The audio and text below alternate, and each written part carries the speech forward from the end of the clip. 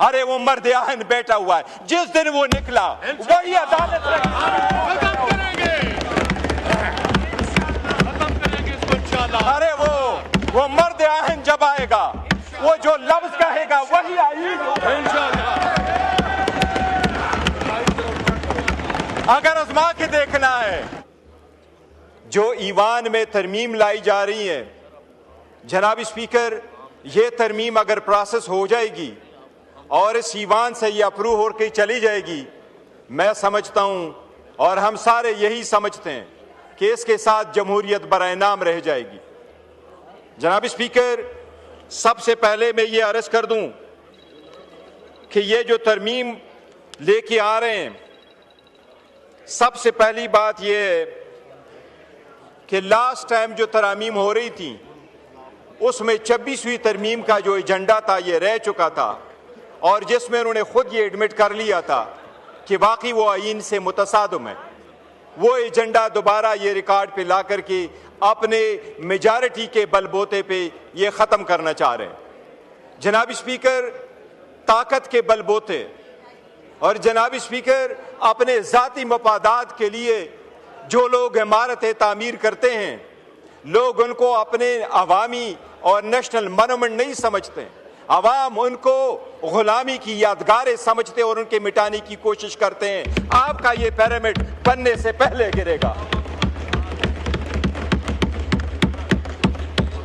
तारीख में पहली मर्तबा, दुनिया की तारीख में पहली मर्तबा एक न्यूक्लियर स्टेट के सरबरा बाहर मुल्क में बैठ के, बाकू में बैठ के वो अप्रूवल करा रहा है। इस तरमीम को हम बाकू तरमीम कहते हैं। इस बाकी तरमीम को, इस बाकू तरमीम को, इस सुबह बेनूर को हम नहीं मानते, अवाम नहीं मानते, नहीं मानते, नहीं मानते, नहीं मानते। जनाब स्पीकर, मुकद्दस जिम्मेदारी है, ईवान कह रहा है, आईन कह रहा है, उसके इब्तिदाई अल्फाज प्रियम्बल के यही है। इब्तिदा के अल्फाज, आईन के इब्तिदाई अल्फाज यही है कि जब वोट उठाएंगे तो अपनी जिम्मेदारी ईमानदारी के साथ अवाम के लिए और जमहूरियत के लिए इस्तेमाल करेंगे। आज उसके साथ बेईमानी की गई है, उस जिम्मेदारी के साथ। जनाब स्पीकर, सबसे पहली बात तो यह है कि यह हुकूमत जब आई, PDM 2, PDM 1 की हुकूमत जिस वक्त आई तो अप्रैल में यह हुकूमत आई और मई में सबसे पहले उन्होंने तरामीम कर ली नेशनल अकाउंटेबिलिटी ऑर्डिनेंस में, और 50 करोड़ से कम केसेस को कंसिडर किया कि ये करप्शन के केसेस नहीं होंगे, और अपने सारे केसेस खत्म करा के ये साइड पे हो गए। और अब जाते जाते अपने आप को इम्यूनिटी देने जा रहे हैं कि हम जाएंगे तो इम्यूनिटी जाएंगे, हम कानून से बालातर है कि हमारा एहतसाब नहीं होगा। दुनिया में जमहूरी मुमालिक में अवाम के सामने, कानून के सामने जवाबदेह होना ही जमहूरियत है। कानून के सामने जवाबदेह होने ही कानून की बालादस्ती है। क्या सहाबा और खुलफा राशिदीन पेश नहीं हुआ करते थे? क्या जमहूरियत में आपने नहीं देखा उस जमहूरियत को सलाम जिसमें प्रिंस एंड्रियो को क्वीन एलिजाबेथ जब जिंदा थी तो उसने उसको कहा, न्यूयॉर्क में आपके खिलाफ एक लड़की ने सिविल सूट फाइल किया है, लेकिन मेरा बेटा प्रिंस के हैसियत से उसको डिपेंड नहीं करेगा, मैं अपने बेटे से टाइटल ले लेती हूं और वो रॉयल की हैसियत से वहां नहीं जाएगा। और किंग चार्ल्स ने न सिर्फ उससे बाकी टाइटल लिए बल्कि उसको कहा आज के बाद आप रॉयल लाज में रहोगे भी नहीं। इसको कहते जमहूरियत, इसको कहते कानून की बालादस्ती। जनाब स्पीकर, क्या डोनाल्ड ट्रंप अभी कन्विक्ट नहीं हुआ? क्या उसके पास इम्यूनिटी थी? क्या सरकोजी फ्रांस का सदर कन्विक्ट नहीं हुआ?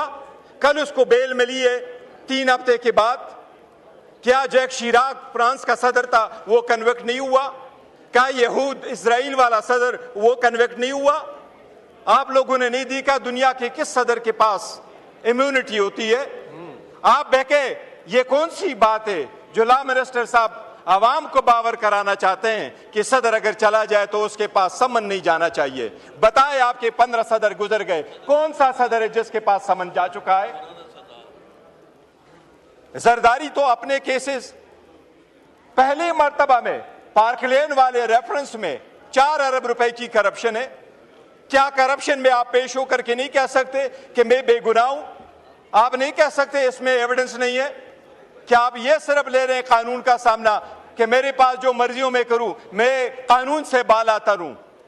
जनाब स्पीकर, एक चीज मैं जरूर याद कराऊं, आपको अदलिया से जरूर एक शिकायत होगी, लेकिन किंग जेम्स के खिलाफ एक मर्तबा 1670 की सुप्रीम कोर्ट ने बाजवा के एक्सटेंशन के केस में बरतानिया के 1670 के केस का फैसला करते हुए कि उसका हवाला देते हुए यह कहा था कि वहां पर चीफ जस्टिस ने अपने किंग को कहा था और 1616 में वो बिल्कुल इम्यून थे।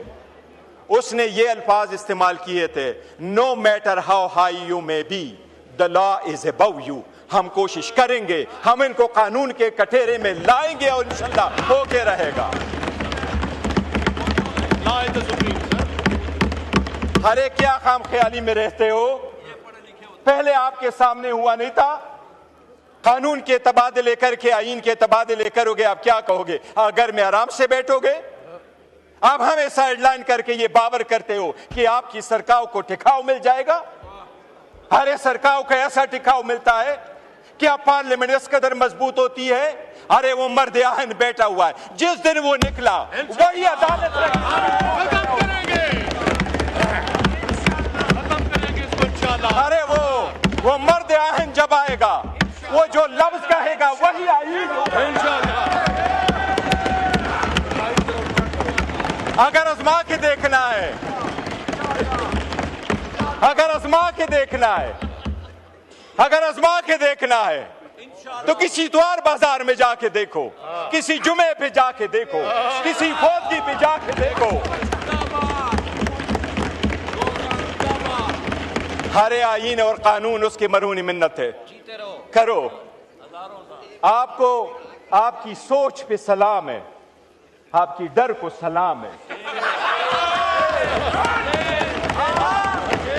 इतना डर, इतना भयानक डर, तौबा जी, कि वो दरवाजा न खुले, कोई उससे मिले ना, मैसेज ना आए।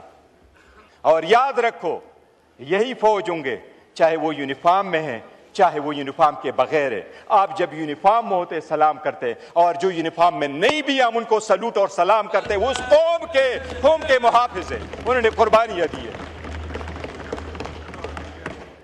किसने कहा है जनाब स्पीकर कि सदर को आप देते हैं immunity and that too for life? क्या सिर्फ एक बंदा है जो परफॉर्म करता है function in relation to the state?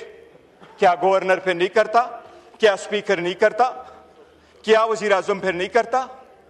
हम अपने आप के लिए कानून बनाएं और अपने आप को कानून के मुहाफिज कहते हुए फिर अपने आप को इम्यूनिटी ले ले। हम अवाम के पास किस मुंह से जाएंगे?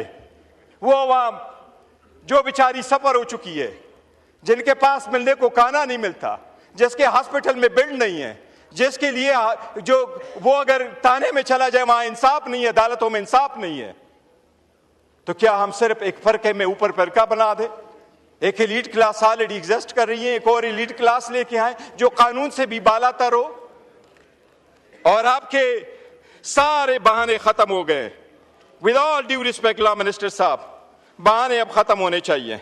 और बहाने ये थे कि जब हम पहली मर्तबा फेडरल कॉन्स्टिट्यूशनल कोड बनाने जा रहे थे, तो आप लोगों ने हमें क्या कहा? आपने सुप्रीम कोर्ट की तादाद बढ़ाई, 16 जजेस थे, 33 जजेस पे लेके गए। आप 53 जजेस हाई कोर्ट और सुप्रीम कोर्टों में लेके आए। मैंने आपको 16 सितंबर में यहां कहा कि 56,000 केसेस सुप्रीम कोर्ट में पेंडिंग है। वो केस जिसके लिए आप फेडरल कॉन्स्टिट्यूशनल कोड बना रहे हैं, जिसको आपने प्रिसाइसली कहा कि वो आईनी मसाइल कहेंगे, वो सुप्रीम कोर्ट में आज भी फकत 148 केसेस है। बाकी केसेस आर्टिकल 184 के नहीं है, वो आर्टिकल 199 के आईनी मुकासद नहीं है। अगर 141 केसेस के लिए आप कॉन्स्टिट्यूशनल अदालत बना रहे हैं, ये सब उसके लिए नहीं बना रहे हैं। जनाब स्पीकर, आवाम के बुनियादी हकूक का हुकूमत के खिलाफ, हुकूमत की जद-ओ-कोब में जो लोग आ जाते हैं, उनके खिलाफ लोगों के पास एक किला होता है अदलिया किला की हैसियत से ये उस किला को फतह करना चाह रहे हैं और अपनी मर्जी के पैसे ले लेना चाह रहे हैं। जनाब स्पीकर, मैं दो चीज़ों का बसद एहतराम अर्ज करूंगा। आज जब आपने तरमीम करने जा रहे हैं, आपने सेरेमोनियसली भी सुप्रीम कोर्ट को नहीं छोड़ा। आपने सुप्रीम कोर्ट ऑफ पाकिस्तान को ख़त्म किया, जो तो रहने दिया है, उसके हैसियत को आपने डिस्ट्रिक्ट कोर्ट के मुताबिक में किया। बस जनाब स्पीकर, मैं डायरेक्टली क्वेश्चन करूंगा लॉ मिनिस्टर साहब से कि आपने आर्टिकल 176 में तब्दीली क्यों की?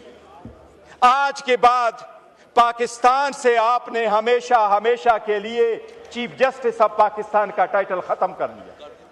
100% आपने खत्म कर लिया। आर्टिकल 176 में तब्दीली करके आज के बाद चीफ जस्टिस ऑफ पाकिस्तान नहीं होगा, वो chief justice of supreme court होगा, दूसरा chief justice of federal constitutional court होगा। आइंदा पूरी दुनिया जब भी कोई आइन से रिलेटेड, लॉ से रिलेटेड, रूल ऑफ लॉ से रिलेटेड, आईनी अदालतों से रिलेटेड दुनिया में कभी कोई कन्वेंशन होगा, पाकिस्तान की नुमाइंदगी नहीं होगी, क्योंकि पाकिस्तान के साथ पाकिस्तान का चीफ जस्टिस नहीं रहा। इतना बड़ा जुल्म ना करो, वो वापस कर दो।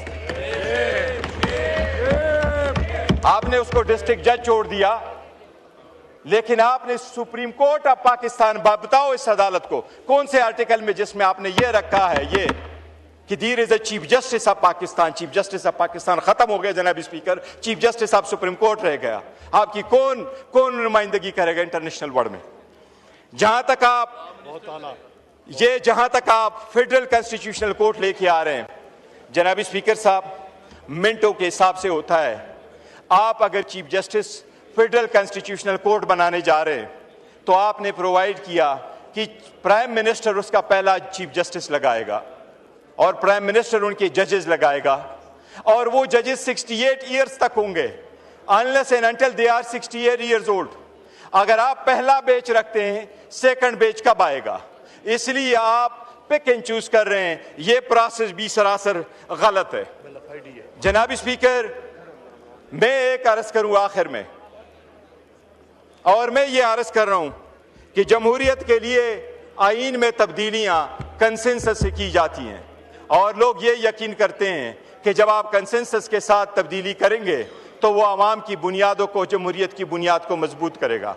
जनाब स्पीकर, उन्होंने डिवाइड प्रोवाइड किया। और एक चीज़ आपने लास्ट टाइम वज़ीर आज़म ने यह कहा था कि हमारे पास लोटों का वोट नहीं आया। मुबारक हो, कल आपने 2 लोटों के वोट से अपना तरमीम पास करवाया, वो भी 62। भाग गया।